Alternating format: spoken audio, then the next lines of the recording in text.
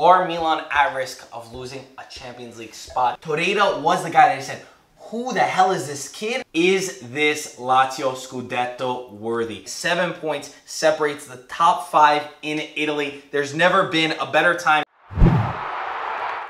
What's up, everybody, and welcome back to Italian Football TV. Round 11? Round 11, that's right. Round 11 of the Serie has just finished for us. Actually, wait, it didn't finish. There's one more game. There's a game on tomorrow when you're watching this.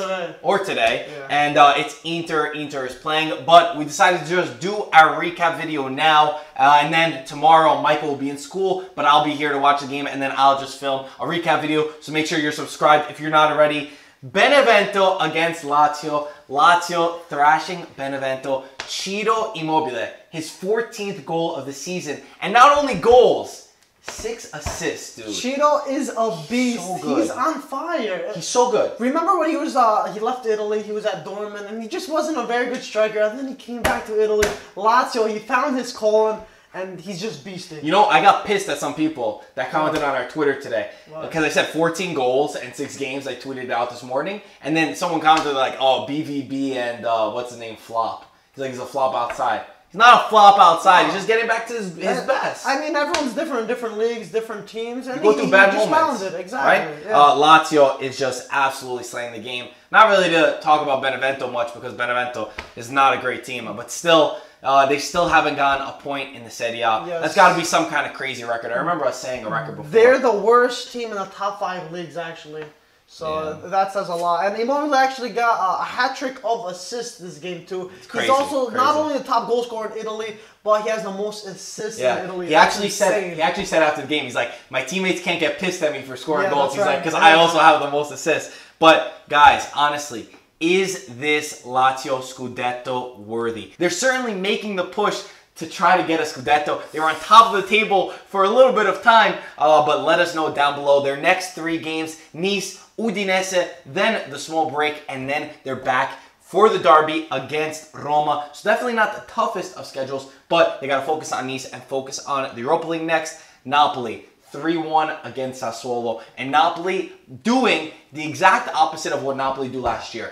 Last year, 2 games against Sassuolo, 2 ties. This season, these games that were draws last season are not draws anymore. And on top of that, they're scoring so many goals. 9 out of their last 11 games for Napoli, they've scored 3 goals or more. That is Scudetto-worthy numbers. Talking about Scudetto-worthy. It's really saying how they evolved from last season completely. Yeah, they're not, like you said, they're not tying against these small teams. They're actually dominating and convincingly beating them, getting the 3 points, still on top of the table. Definitely convincing, even though Sassuolo did come back and got the little tie. But, I mean, the quality and the confidence of Dries Mertens. This is the best moment of his career. If Ciro Immobile wasn't here, he'd really be pushing for that top striker in Italy. There's just so many great ones, but we got to see how long Napoli can keep up this pressure. Keep grinding out these wins, even if Sassuolo, not really in the best moment, and Sassuolo were a little bit better last year. But Napoli's next 3 games, Man City, Chievo, and then break, and then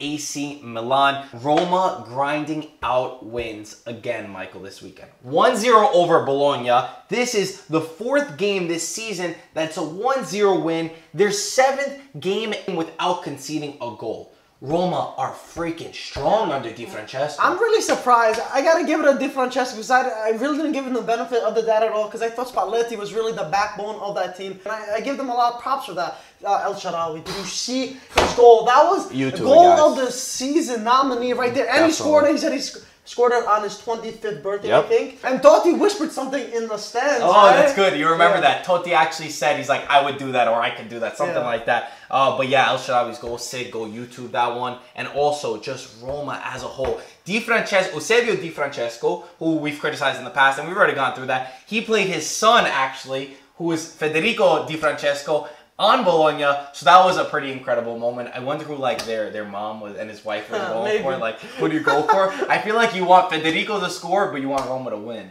Big picture, Roma are doing some good stuff. Again, this is another one of those games that really could have been a tie, even though the lower teams in Italy are really poor, and we're constantly seeing that this season.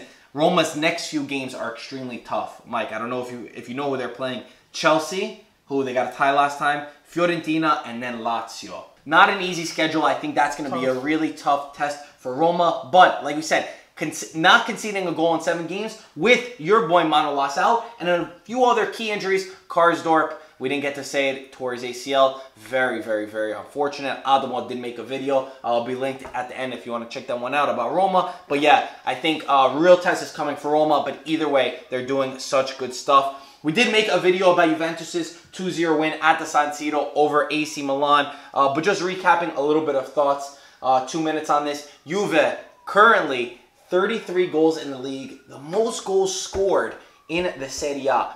Much better than last season. Yes, their goals conceded have doubled, but they're also scoring a lot more goals. Mike, your Milan, not very good. Only 2 times in the last 10 years have they had a worse start. 2012 and 2013. Really bad. They are 6 points less than last season from where they are. 200 million less also. Are Milan at risk of losing a Champions League spot with so many big teams pushing? We'll talk about Sampdoria later on. Lazio really being the surprise of how well they're doing. And just overall, everyone looking strong. Even Roma, much stronger than we might have considered at first. Are Milan at risk of not getting in the Champions League, which we know would be a huge blow for them?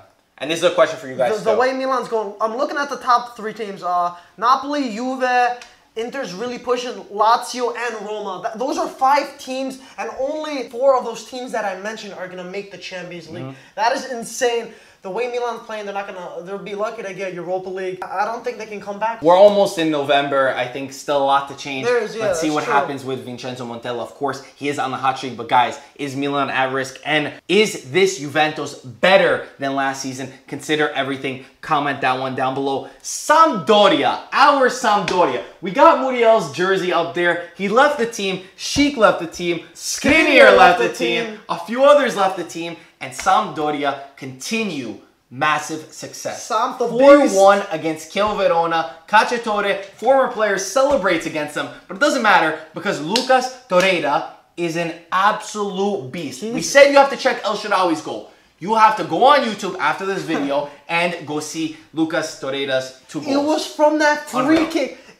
He literally shot in a curved top right. It was an unbelievable goal. That was his second one, I think. No, that was the first one. Was that the first? second one was off a corner kick. Yes, you're where he right. like volley. He still hasn't been called up to the Uruguayan national team. Sign him to Italy. Everyone, maybe get some citizenship. No. When we visited Sampdoria and we were watching Sampdoria against Crotone last season, Torreira was the guy who caught my eye. Not Sheik. Well, Sheik was very good. Torreira was the guy that I said, who the hell is this kid? He reminds me so much of Verratti, of Pirlo, and now everyone's going to pay a premium because they should have had Scout Marco over there. Tell him, go sign this guy. Anyway, Torreira, after the game, said, my life changed thanks to Giampaolo's brother, who was with him at Pescara and who moved him from a trequartista role to play a little bit deeper. And I think this is a great point. I think a lot of these players, first that comes to my mind, Kovacic. I remember always saying he should have played a little bit deeper. Pirlo too. Pirlo started as a trequartista, moved back, and I think Verratti too. And I think that deeper position,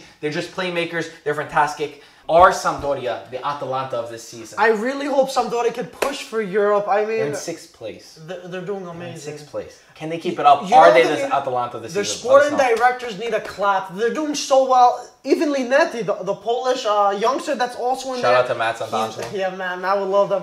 And just in general, they have some great youngsters that they're such a great feeder club. And I wish they weren't a feeder club. I want them to cement a spot, hopefully Europa League. I really hope they can take Europa League. And the game that we're talking about, for Sampdoria fans, this is an amazing season. Yeah. 6th place, and then Michael, credit to Michael for this one, he thought about it. They're Genoa's rivals. in 2nd to last place. They're right above Benevento. They only have 6 points in 19th position. They lost today. Juric, Genoa's coach, might be sacked. The rumors are Oddo or Ballardini to replace him. But yeah, Juric going from such a good high of Genoa, but they had so many goals last season, beating Juventus, beating so many top teams, and now they're in relegation zone. So really good season for Sampdoria fans. Talking about bad seasons, 2-1, Fiorentina lost to Crotone. What a disaster Pioli has been, completely underperforming. There's no excuse to really lose to Crotone. 2-1, those 2 goals that they conceded, so bad. The team doesn't know each other. Yes, he lost players, but Pioli is not a team that's going to make this Fiorentina go for a Europa League spot. I'm really surprised in Fiorentina. I thought they had a little rough start in the beginning of the season, but then they started getting their right foot on it. And then losing to Crotone. Bad. Just terrible. There's no excuses. It's really bad. And yeah, like the goals they conceded was some amateur mistakes. Yeah. Just bad in general. Fiorentina really disappointing, but they do have some bright young talent, and I feel like Fiorentina could do a lot better than we do expect. And last game, Torino 2-1 over Cagliari. Only real talking point, Belotti did come back. He really didn't do shit. Mihajlovic needs to be careful. Yes, he won this game, but the way that his team plays sometimes is very tricky. I keep giving them benefit of the doubt every season. I keep saying they're my dark horse. I want to take that away. Because they have some good individual players, but they're not playing good as a team. And Mihajlovic isn't doing his job correctly. Agreed, but I would never sack Mihajlovic. There's no other coach in the market that's really better to bring in Torino. And yeah, they're in like 9th place, so it's not that bad for them. Again, like we said, the Serie A is so exciting. 7 points separates the top 5 in Italy. There's never been a better time since 2010, I would say, 2011, to watch the Serie A. The competition is amazing. The teams are amazing. The talent is amazing. So if you're really not getting involved, make sure you get involved. And get involved in the comment section below. We've got a really great community.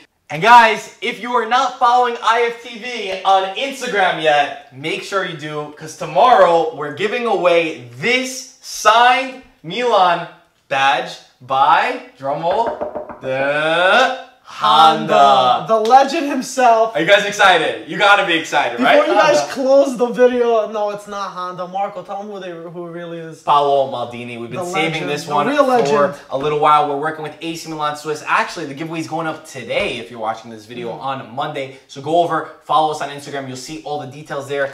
Paolo Maldini signed this. If you love Milan, if you love calcio, if you love football in general, just go do that. Subscribe, guys, if you're new. Leave a like on this video if you enjoyed the format. And as always, we'll talk to you soon. Ciao, ragazzi.